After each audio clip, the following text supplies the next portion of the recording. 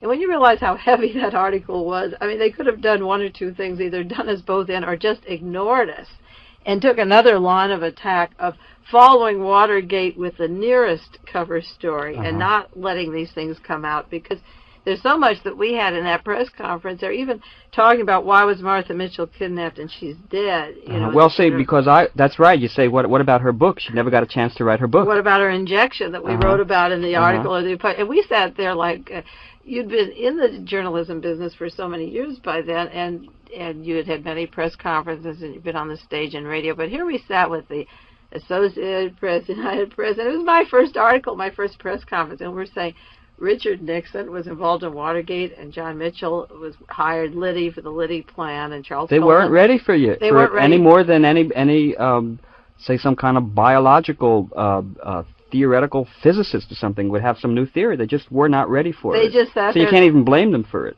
No, but I wonder now, as an establishment news media sat there, and Leroy Aarons from the Washington Post, and it was 9 months before Woodward and Bernstein or James McCord were making ripples, and they were sitting here and all the plans were laid out for them. I wonder what they thought of the two of us explaining the whole Watergate thing to them. I mean, the odd couple, you know, Mae Russell, the housewife, and the mother of all these kids, you know, sitting home in Carmel without any budget of investigative work and laying the whole thing out, and you, the publisher, just saying the whole thing. Right? Somebody said to me, this was a guy who gave a copy to Representative Ron Dellums, and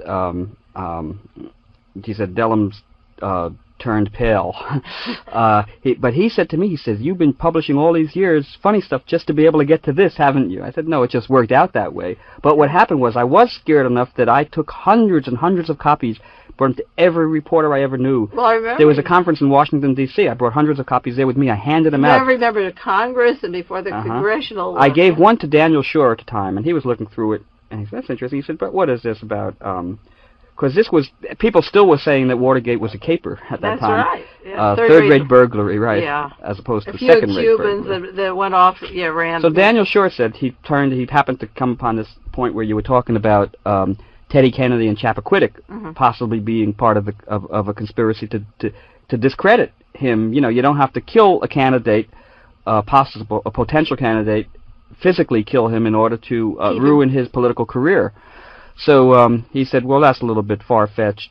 And I said, look, if I told you the stuff that's happening today, 5 years ago, you would have said, that's far-fetched. He said, yes, that's true. He said, but this Teddy Kennedy stuff taints the rest of the issue. I know. And a few years later, Daniel Schorr found himself to be victimized by the very same system. That's right. And the funny thing was that when I talked about Ted Kennedy being knocked out as a candidate for president, at the time of the Senate Watergate hearings, Tony Lasowitz said that he was up at Chappaquiddick the night of the accident, and Herbert Kalmbach testified that he gave Tony Lasowitz $100,000 in June, and the accident took place a month later.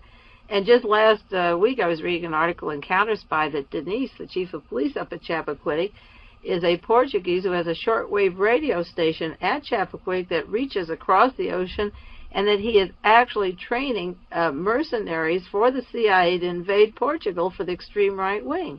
And part of the invasion troop is in Spain, and part is up at Chappaquiddick. And, you know, so that and again... Do you think he was already doing that, or that happened after as his reward for keeping quiet? Well, I don't know, but, you know, when I wrote about the article, Martha Mitchell kidnapping, I wrote about Robert Bennett and Mullen Associates, which was a CIA front where the planning of Watergate took place. Bennett worked in the Department of Transportation with Mr. DeMott, one of the police agents who was up at Chappaquiddick, and he knew him up there, and E. Howard Hunt had contacts and was working always on Chappaquiddick stories to defame Ted Kennedy. And so I don't believe that Denise just suddenly turned a police agent. It's interesting that Mr. Wood, the father of one of the defendants in the Chowchilla case, owns hundreds of acres at Martha's Vineyard. And for all we know, many of those people could have been in the intelligence community, or, you know, for a long time, and they certainly knew the police chief and the investigators, because it was cold turkey in investigating it, and the girls and everybody were airlifted off the island and never questioned. You know, there was no questioning about whether Ted Kennedy even drove the car. There was no evidence he even drove the car. Well, I just want to say one thing in relation to this.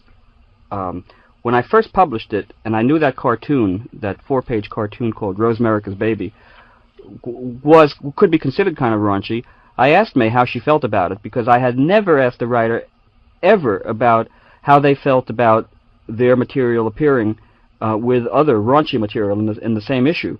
But I felt particularly responsible about this, and I felt also schizophrenic, because I was putting myself in a position of maybe if May didn't approve of it, I would have to consider leaving it out, and it would have been a real editorial conflict for me. But what May said was really important, because I guess it applies even now to somebody like Larry Flint in Hustler magazine. May said, well, include the cartoon in the same issue with the conspiracy stuff, because they both stem from the same freedom.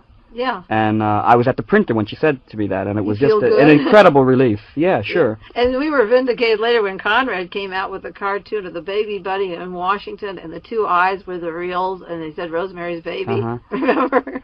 It took a whole historic turn back then. No, I don't believe, if you're printing my article, that I have any say over the other things that you're printing. I know, but I'm saying it was it just felt so important at the time that I was willing to sacrifice my own principle. Yeah. I felt skitsy about it, but I considered it. Anyway, for the rest of the time, why don't we just talk about stuff that's happening currently, 5 years later? especially as you know, to destroy the myth that Watergate is over. Yeah, Paul and I were talking about that because he was down in Carmel doing an article this weekend, and we talked about a lot of different subjects, as we always do, and usually during the week I take the clippings from my 10 newspapers and magazines and mail coming in from around the country, and I put it in a basket now, and usually Saturday or Sunday I separate it like a deck of cards into 52 different subjects and file them and pull out for KLRB what's important. And there's so much in the news, and I know that Paul, it's hard if you're not seeing 10 papers, they sliced up to realize how much is going on. Well, the thing that's overwhelming is because most people don't have the time, energy, or inclination to do that much reading of newspapers, and so they're limited by what their own paper presents to them. But when you see the broad perspective that May had, you could see, well, this is happening in Philadelphia, this is happening in Texas. You can see a pattern which makes it much more frightening than because you realize that they depend on your isolation to keep you in ignorance.